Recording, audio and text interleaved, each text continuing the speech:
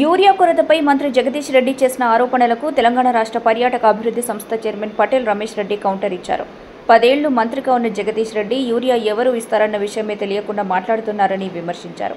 యూరియాకు సంబంధించి కేంద్ర ప్రభుత్వం ఇవ్వాల్సిన బాధ్యత ఉందని, రాష్ట్ర ప్రభుత్వం రైతులను ఆదుకోవడానికి కట్టుబడి ఉందని స్పష్టం చేశారు. రేవంత్ రెడ్డి దమ్ముంటే ఢిల్లీకి వెళ్లి నిరసన తెలపాలని సవాల్ విసిరారు.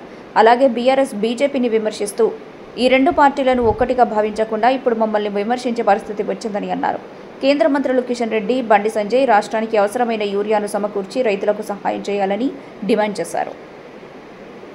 మరి జగదీష్ రెడ్డి తలకాయ ఉందో లేదో, 10 సంవత్సరాలు మంత్రిగా పనిచేసినావు, యూరియా ఎవరిస్తారు ఏందని కూడా తెలవకుండా మాట్లాడుతుండు.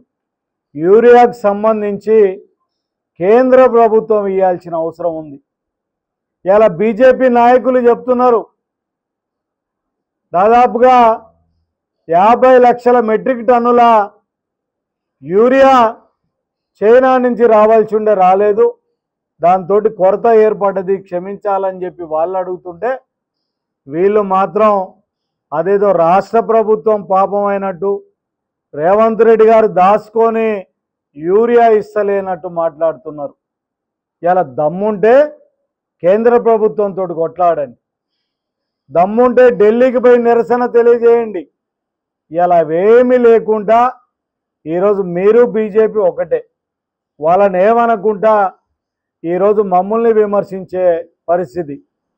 ఈరోజు రైతాంగానికి కూడా మేము విజ్ఞప్తి చేస్తున్నాం, అయ్యా మీరు దయచేసి ఆలోచించాలి, అర్థం చేసుకోవాలి.